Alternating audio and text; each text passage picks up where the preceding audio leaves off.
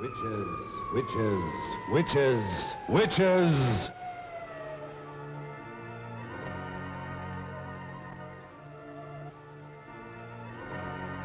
From just beyond the edge of light, from the deeper darkness where no living being has ever walked, comes the terror of those who have given their souls to the devil.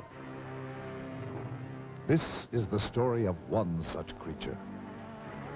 This is the story of a witch. Across the pages of history lurk the ominous shadows of the werewolves, the sorcerers, the witches. Through the ages, man has known the evil that walks in the shadows of the night and has feared the dark spirits of the unknown. What lies behind these monstrous fears that has chilled the hearts of man since the beginning of time? Do these sinister creatures live only in the superstitious minds of ignorant people? Those who have studied the history of the ages and who know the dark secrets locked in the vaults of time, to them, the word witches brings a trembling fear and a shuddering terror.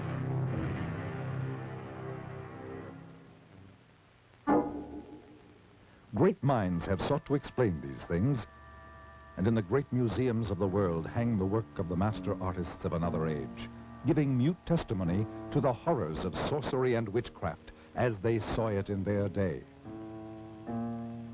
To tell you this hideous tale, and to better help you understand these murderous creatures, let's go back 500 years, for that will bring us back to the time known as the Dark Ages, when the witches held much of Europe in their black grip of fear. And let us study some of the paintings by the great master artists who lived in the age of witchcraft. And through their eyes and the genius of their art, let us try to understand these strange creatures and the evil forces behind them. In the old books, we read that a witch is one who has given his soul to the devil. To do this, they must renounce God and all other things that are decent and good. It is said that they make a pact with Satan written in their own blood. In return for this evil deed, the devil gave them supernatural powers of magic and evil. They could make their bodies disappear or change into any kind of beast or animal at will. They were given the power to cast their ominous shadows across the lives of others. They could cast evil spells upon their victims, causing them to go blind or lose the use of their limbs, or even lose their minds. They could turn their victims' lives into nightmares of hell. For the devil is their master, and they must go forth upon the earth serving only the powers of evil. The witches would meet in the night at a prearranged rendezvous, usually in old secret dungeons or in the black depth of a forest. These meetings were called sabbats and were always held during the night, for the devil's greatest power was believed to be from sundown to cockcrow. And many of the finest paintings by the great artists of that period tell the story more eloquently than words of the strange and evil things that took place at the Sabbat.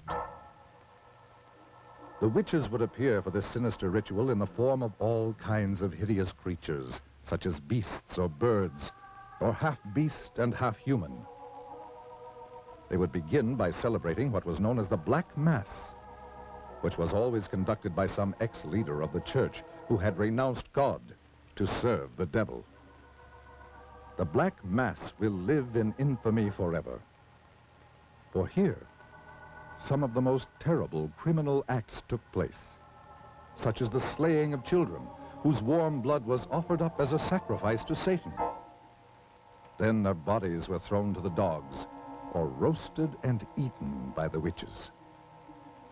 Following this ritual, the entire gathering would throw themselves into the most depraved orgies of filth and obscenity conceivable to the human mind. But to these evil, perverted creatures, it was all terribly exciting, and it provided an excuse for their unbridled lust and perverted sex. The fact that it had to be carried out in utmost secrecy made it all the more thrilling. Yet those same evil, murderous creatures who changed their bodies into all sorts of hideous beasts and engaged in those unbelievable rituals by night, lived by day as ordinary human beings, such as shopkeepers, housewives, or farmers. And as the years went on, the witches continued their murderous assault upon the people. And it is said that they called forth all the legions of the dead to battle for the souls of the living. For this is the goal of the devil. From the beginning of the 13th century through the 18th century, witchcraft ran rampant through Europe and was practiced with all of its blasphemous and obscene rituals. So, the Middle Ages became the Dark Ages, the age of witchcraft, the age of fear. But men and women who still had the courage to fight did so with all the weapons they knew. And after 5 centuries, the tide of battle turned. In many European countries, the practice of witchcraft was made a capital offense. Rulers decreed that their countries must be freed of this terrible scourge, and that all convicted of practicing witchcraft must die. Armies were called out to hunt down the witches. The fear was so great that entire villages said to be infested by witches were put to the torch. The old records tell of flames rising high into the night sky and hideous creatures streaking across the burning heavens, screaming foul obscenities. When confronted with death, many of the treacherous witches confessed to the most hideous crimes. Even the hardened soldiers who were trained to kill turned away sickened by some of their terrifying confessions. One group of witches alone confessed to the murdering of over 2,000 babies and small children, bought from the brothels and slums of the big cities. At last, the witches were no more. Old superstitions and taboos had yielded to the powers of light and knowledge. We, who live in the light of the 20th century, see the witch only in fantasy, as a hideous old woman sailing through the night sky on her broomstick. We are certain that these murderous creatures who walked the world in the Dark Ages, committing their atrocious crimes and casting their evil spells, never really existed, except in the twilight zone of the mind. But are we mistaken? From deep beyond the edge of light, from somewhere out there beyond the grave, beyond the dimensions of life,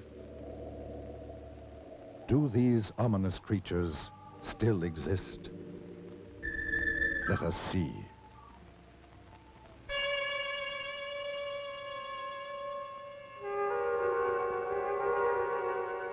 This is the very witching time of night, when churchyards yawn and hell itself gives up contagion to this world.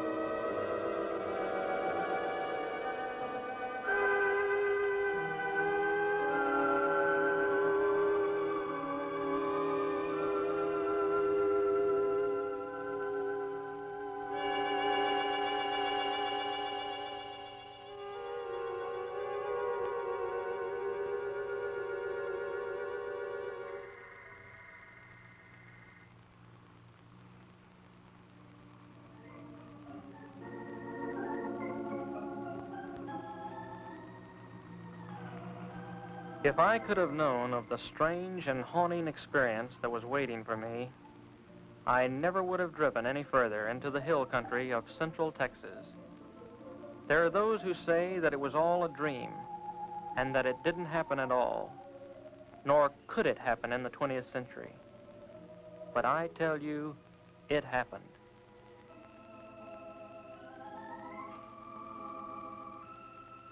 Perhaps you will be able to believe it if I tell you about where it happened and the people who lived there. To begin with, it was early spring, and there are few places in the whole world as lovely as central Texas in April. But this is not the Texas of cowboy lore, for here, snug in a green valley rimmed by evergreen hills, are trim, clannish, thoroughly German villages. The German settlers came in 1846 seeking religious asylum in America. The green hills, the rocky slopes, and clear rushing streams reminded them of the hills beside the Rhine. From limestone outcroppings in the encircling hills, they built their thick-walled homes, most of them still standing, mellowed to amber by the sun, still occupied by descendants of the settlers. And they have kept the faith that made their grandfathers brave sickness, isolation, and Indian raids, so that it be kept alive. A characteristic of the valley is the great number of bells, church bells, the Abendglocken with evening bells. And there are the school bells which have rung for 100 years, calling the children to schoolhouses that were built by their great-grandfathers. Though English and German are spoken interchangeably, German is taught in the schools and is still the language of social contact and of the home.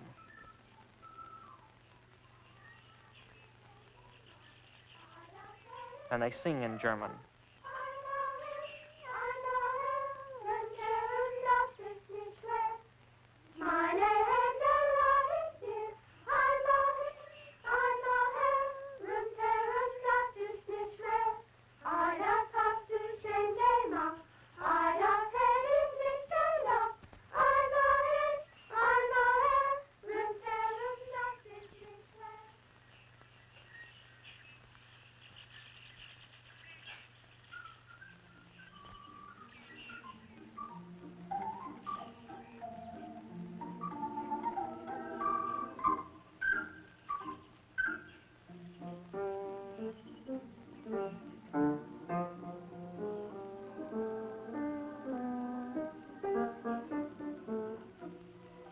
Yes, this was spring, the time of Sangerfest, the singing festival. I was trying to get to the village of Luckenbach, where a singing festival was in progress.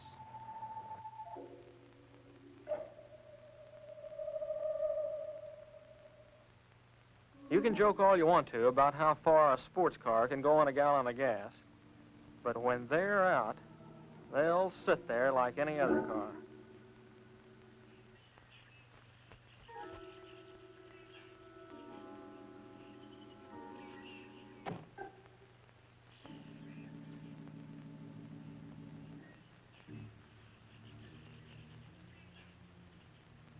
I was already late, so I decided to leave the car and walk into the village.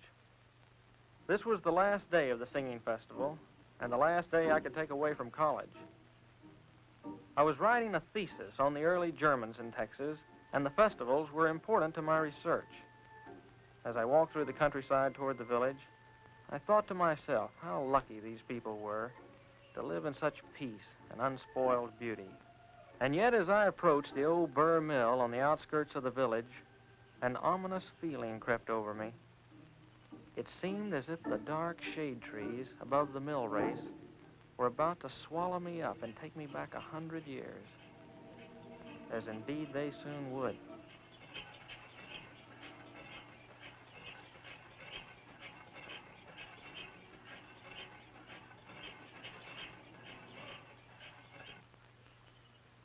Hello there. Wie geht's? I'm looking for a place to stay for the night. I wonder if you could help me. Schönig sehen, mein Bruder Hans. Good beer, Wiener Schnitzel. Sounds good enough for me. Kirska. Her name was Kirska. It was a pity that such a lovely creature would be the one to tell me that I was too late for the festival.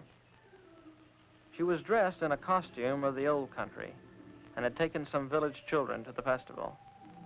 She said that her grandfather would be glad to have me at the inn.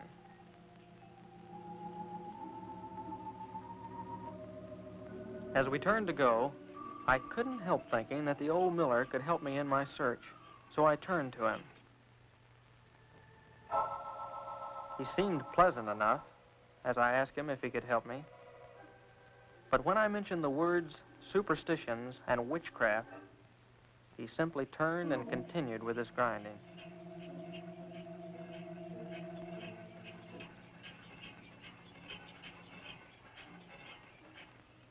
I dismissed the old miller from my mind as overly sensitive, and we started walking through the village toward the inn. I tried to ask Kirska questions about the village, but she was interested in what she called the outside, what it was like at college, what kind of clothes were being worn by girls her age. Suddenly I realized that I was out of place in this village, with its century-old homes and clean-swept walks.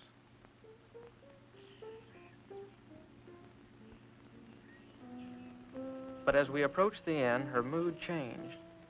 It was as if she wanted to help me, but couldn't find words to explain how. You must be careful. The old ones do not like to speak of the spirits and or hex. And your grandfather? Grandpapa will be glad to have you in our house. He will talk of anything you wish, and much of what you don't.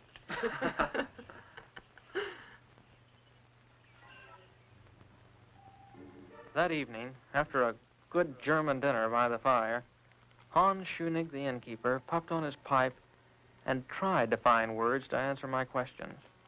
Ja, mein Bruder, the Miller. The villagers, they are afraid to talk of those days when the spirits were about our belly, especially the Lukenbach witch. The Lukenbach witch? I think I talk too much. Surely after all these years it would be nothing if you told me. I will help you when I can, but we must not talk of the witch. But I promise you, I'm not going to say anything to anyone. I'm just interested Good in luck. I had just about given up hope of any help from anybody. Come in.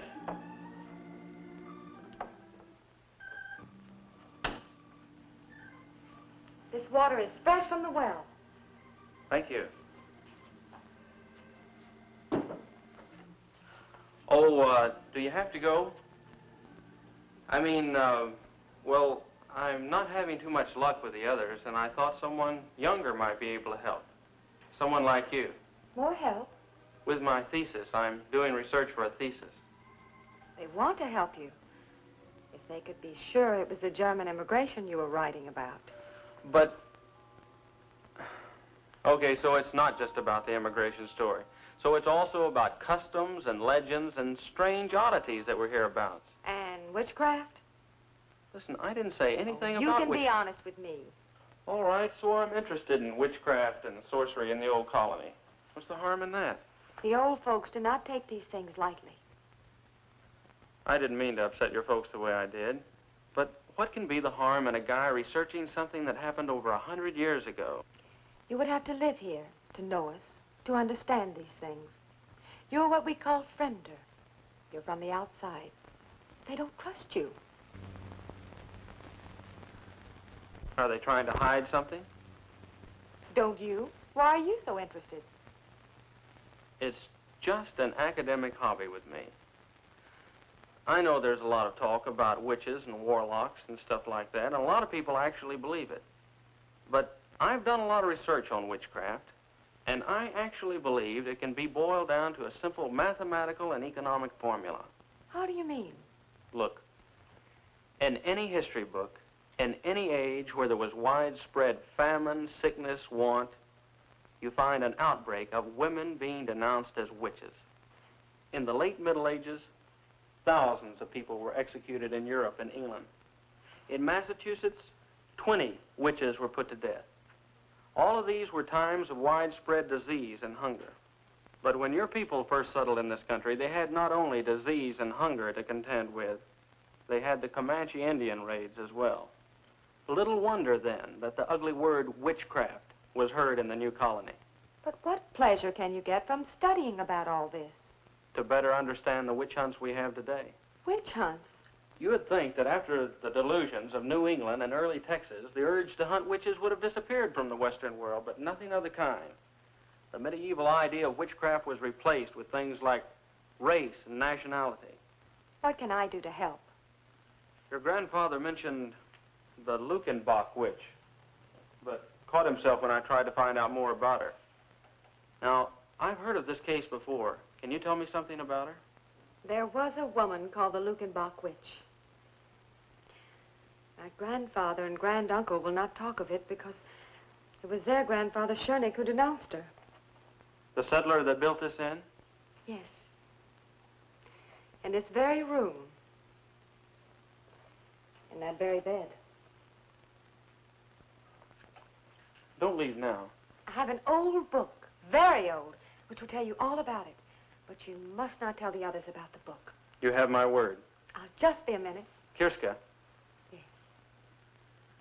You have the sweetest smile. Is that what the college boys are telling all the country girls this year? No, I really mean it. I believe you. It's just that I don't ever really notice anyone until they get a little bothered and light up like a candle.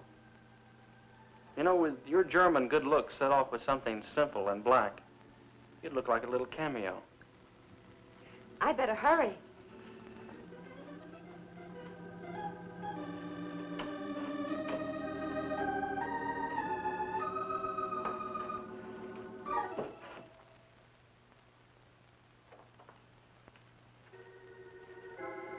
As I finished my packing, I actually felt that my luck was changing for the better. Just how much better, I couldn't describe. You'd have to see her.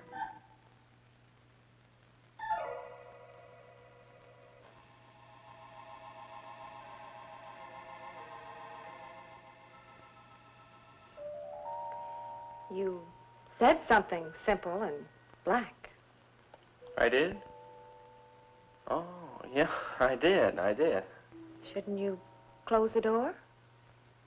Yes. Yes, of course.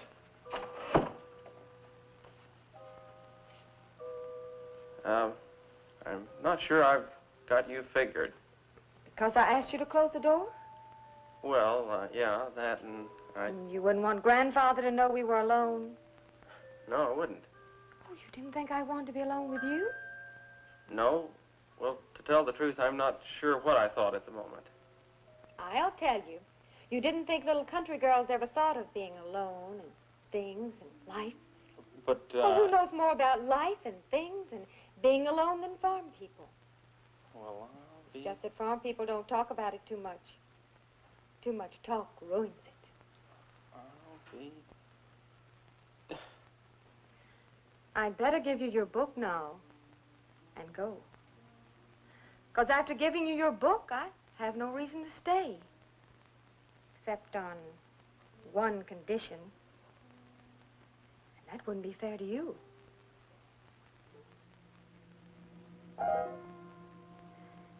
Good night, Fremder.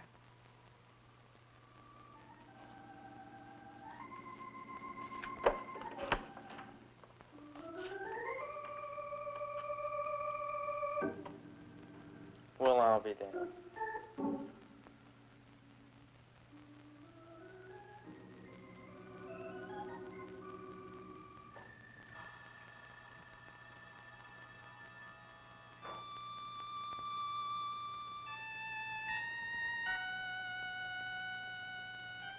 The early Germans in Texas.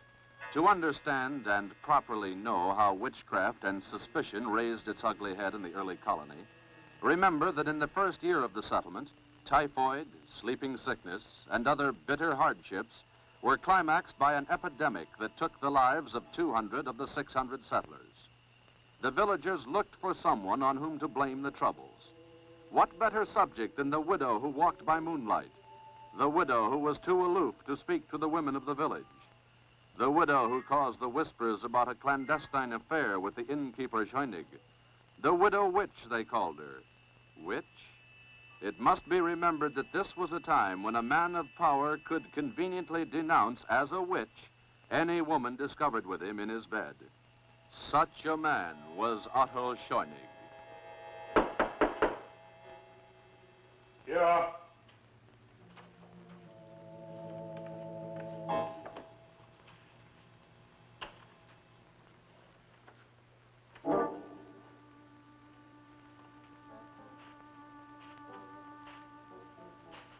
Well, Otto?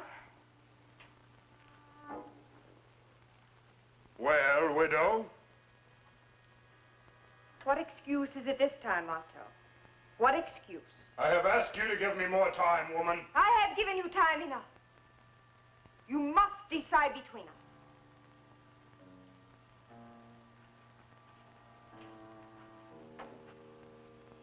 I cannot break charity with my woman while she is infirm. The villagers are talking. I hear their mouthing when I pass their doors. What are they saying, widow? They're saying that I have taken the bed of an invalid wife. They're blaming me for their miseries. The curdling of milk and the spoiling of butter. They say it is the curse of the widow witch. My washerwoman tells me that on Sunday last, the preacher read from the Old Testament. Thou shalt not suffer a witch to live. You must take me away from all this. I cannot break charity with my woman while she is infirmed. You have broken charity with me?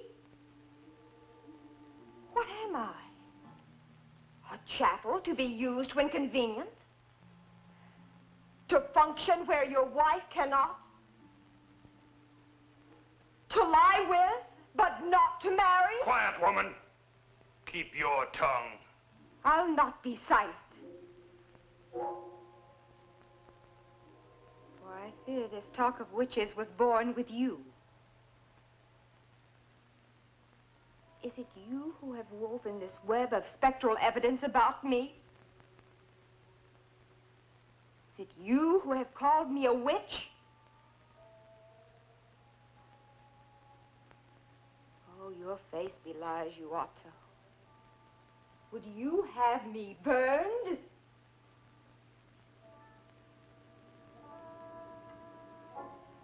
Yes. Yes. Witches are for burning. No! No! Stop your shouting, woman. Let her hear me. Let all hear me. You belie me. They're here now. The elders are here to learn how you cast your demoniac spell over this house. No! No, you lie! I have told them how you cast your spell over my wife to make her invalid. She is in league with the devil. The widow is a witch. That same night, under cover of darkness, they took the widow to the graveyard. There are those who said that she waited proudly without fear, and that she whispered over and over, Tot au alle Schönigs, death to all Schönigs. I will return. And with the self-same spire, I will kill all who bear the name of Schönig. How convenient for Otto Schönig that there could be no trial. Death would be by post oak spire. They buried her not 100 yards from where she had lain with the cruel and deceptive Otto Schönig.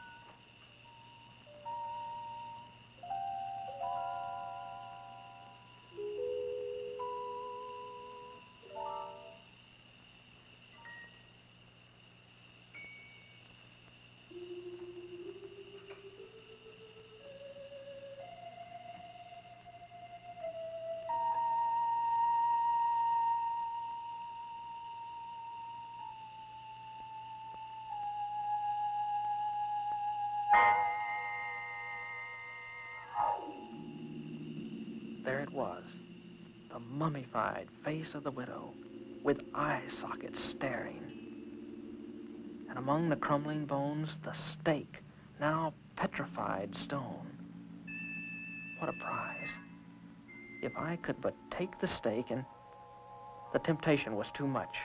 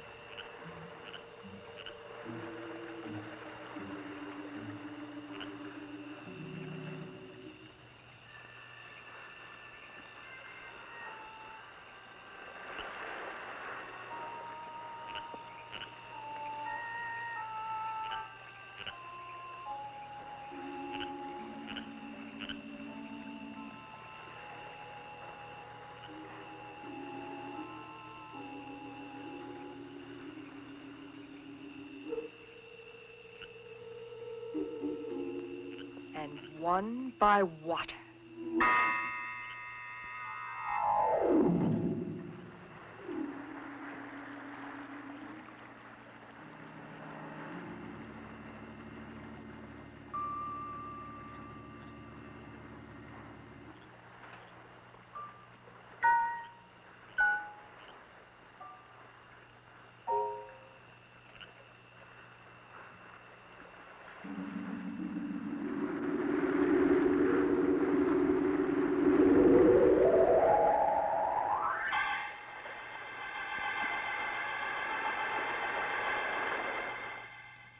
The next morning, the elders came to the inn. They had fished the body of the miller out of the blood-soaked mill pond. There was no question of what had happened, for they had also discovered the empty grave of the witch. I tried to speak up, but words wouldn't form in my mouth. This was all a dream, I wanted to tell them. This thing didn't happen. But as the elder continued to talk, the sudden realization came to me that it was true.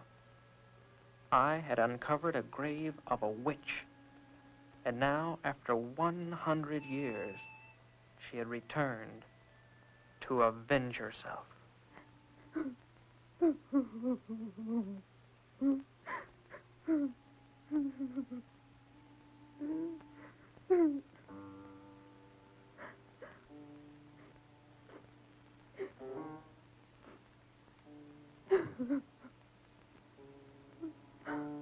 The elder warned that no one should leave or enter the village until the witch be found and return to her grave. Surely the witch would not stop at one death. Where would she strike next?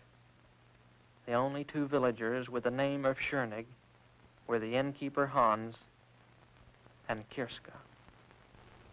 As the moon rose, we did all we could do, bolt the shutters and wait.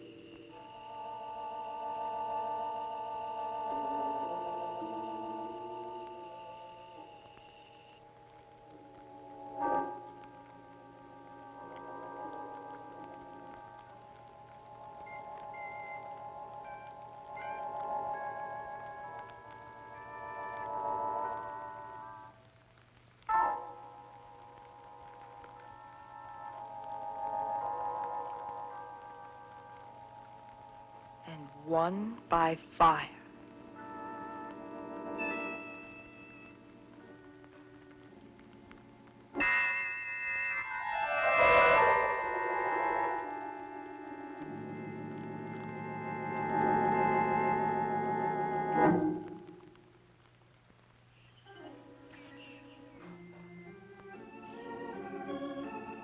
I was the guilty party. Just as surely as if I had held the stake, I had killed them. I could no longer contain my guilt. And yet, some kind of power kept me from speaking up. It was as if I was hexed by the witch herself. I made up my mind to find the witch and stop the killing. The librarian must have wondered at my strange questions. Under the guise of research, I asked her if there was some place people could hide in the hills by day, maybe some place where they went to during the Indian raids. Yes, she could help me. There were some caves downstream from the mill. I had my information.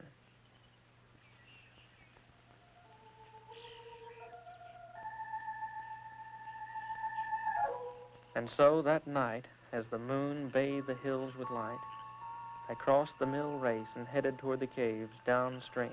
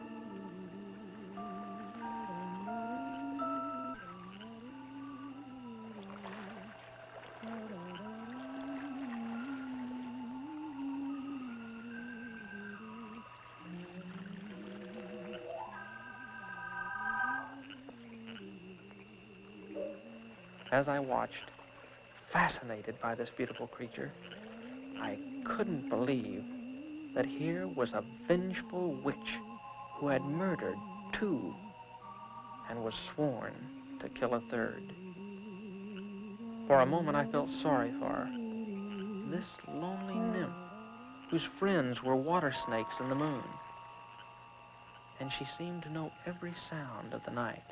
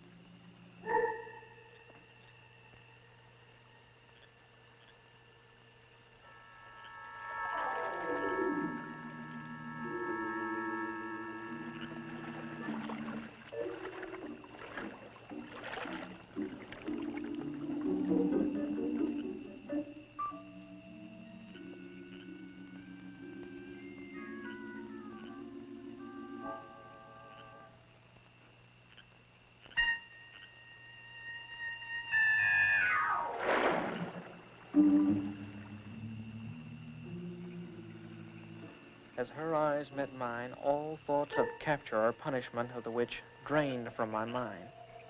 I was helpless. Her power and beauty engulfed me, and I found myself completely obeying her will. I followed quietly as she picked up the gown she had torn from Kirska's back.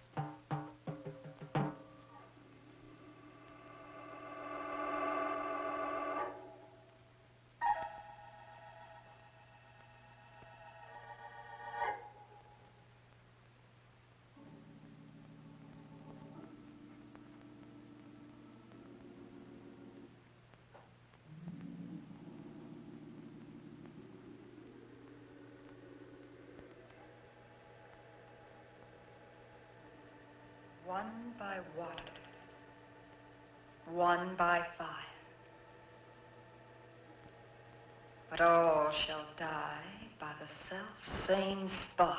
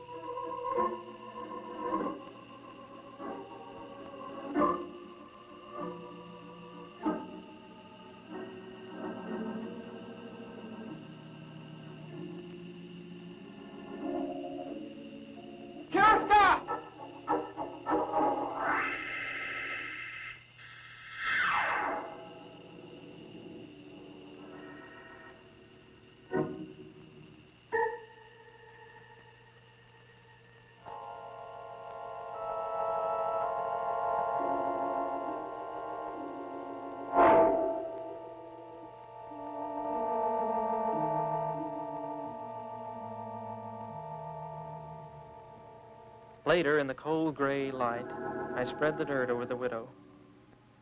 My feelings were mixed. Here was a woman who had taken 2 lives. Yet she had been denounced maliciously and killed by the same stake.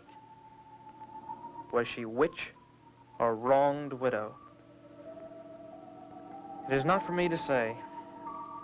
I am only glad that her tempest is over and she has returned to her 100-year sleep.